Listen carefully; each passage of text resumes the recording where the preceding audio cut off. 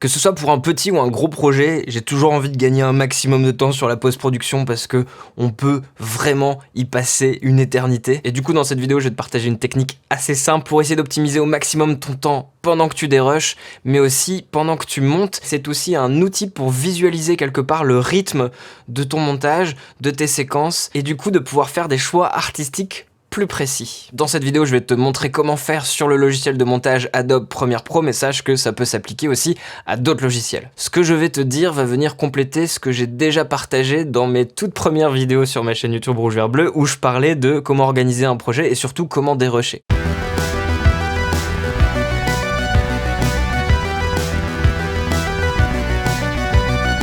Donc c'est parti, allons sur Premiere Pro. La première étape avant de commencer réellement à monter, c'est ce qu'on appelle le dérushage ou le tri des rushs. Donc pour ça, moi ce que je fais, c'est que je crée tout simplement une séquence qui s'appelle dérush. Dans cette séquence, je vais venir placer tous mes rushs dans leur entièreté et bout à bout, et je vais pouvoir venir couper et enlever tout ce qui me plaît pas, mettre bout à bout toutes les séquences qui se ressemblent, etc. Et du coup, ça me fait à peu près des blocs comme ceci, donc là je fais n'importe quoi, hein. Et je finis par avoir du coup des blocs de différentes prises. Chaque bloc, c'est plusieurs prises de la même chose. Mais le problème, c'est qu'on perd énormément de temps à devoir relire à chaque fois le bloc pour se rappeler de ce que c'est. Par exemple, je sais qu'à un moment, je dis telle phrase et je me dis merde, dans quel bloc se trouve telle phrase? Et quand tu commences à avoir un gros projet avec 1000 trucs, et bah tu peux vite mettre un temps fou à retrouver ce que tu cherches. Donc pour ça, on peut avoir plusieurs méthodes. On peut évidemment venir colorer ces clips, c'est-à-dire les sélectionner, cliquer droit, mettre un libellé et choisir une couleur. Voilà, par exemple, je peux les colorer en bleu ciel. Le système de couleurs peut être super utile, mais pas tant pour retrouver une phrase en particulier. Je vais plus utiliser, moi, les couleurs, les libellés, pour décrire la nature des plans, c'est-à-dire est-ce que c'est un plan large, un gros plan, est-ce que c'est un plan d'illustration, est-ce que c'est le plan de tel personnage ou de tel personnage, comme ça je peux avoir une vision avec les couleurs de comment s'enchaîne mon montage. Ensuite, pour mettre des repères, tu as les marques, donc il suffit que sur ta timeline, tu appuies sur M. Quand tu appuies sur M, tu vois qu'il y a une petite marque qui vient de se créer. Si tu rappuies une deuxième fois sur M, il te lance les paramètres de cette marque. Donc tu vois aussi que tu peux choisir une couleur de ta marque et tu peux aussi venir lui donner un nom. Blabla, de Guillaume. Tu mets OK et tu vois que cette marque, tu peux la déplacer et tu peux donc spécifier ici. Sauf que là, tu vois qu'il faut que je vienne survoler la marque pour qu'il m'affiche le titre de cette marque. Donc c'est pas très pratique. Tu peux, en redouble-cliquant dessus, lui assigner une durée.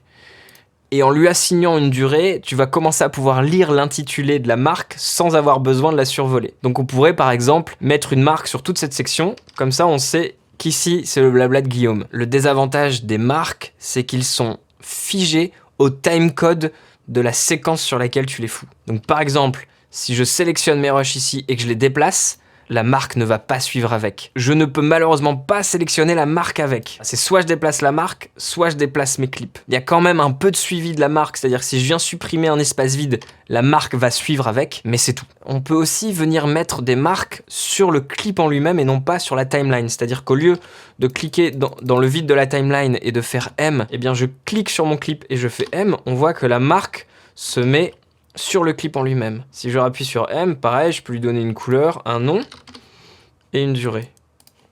Voilà. Mais comme tu peux l'apercevoir, je ne peux pas étendre cette marque directement sur la timeline. Il faut que je double-clique sur mon clip pour faire afficher cette marque et ensuite je pourrais venir l'étendre ici. Voilà, j'hésite au maximum d'utiliser les marques puisqu'en fait c'est assez rigide. Donc voici ce que j'avais envie de te faire découvrir dans cette vidéo, la petite astuce maline. La petite astuce maline, c'est de se créer ce que j'ai appelé moi des labels en venant créer un titre vide. Donc tu prends l'outil titre, tu fais un titre sur ton image, sauf que tu n'écris rien dedans. Tu viens recliquer dans ta timeline, zoomer, et tu vas voir qu'il t'a créé comme un clip, mais ce qui est pratique avec les titres, c'est que ça ne crée pas des rushs supplémentaires dans ton chutier. Donc du coup, ça te crée comme des marques finalement, mais qui se positionnent directement sur ta timeline. Donc je vais pouvoir venir recouvrir, grâce à cette marque, toute une partie de mon dérush.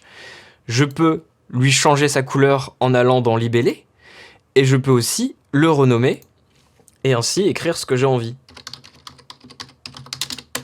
Voilà. Et maintenant, vu que c'est dans ma timeline, eh ben, je peux très rapidement sélectionner cette partie et la déplacer ailleurs. C'est une technique hyper utilisée par les monteurs professionnels. C'est une technique qui fait gagner énormément de temps, qui permet de visualiser, de s'organiser hyper simplement et efficacement dans ses timelines. Pour dupliquer un label, c'est très simple, tu connais le raccourci Alt, donc tu as juste à venir laisser appuyer Alt, glisser et déposer, et ça va dupliquer ton label, et tu peux venir rapidement le renommer en autre chose.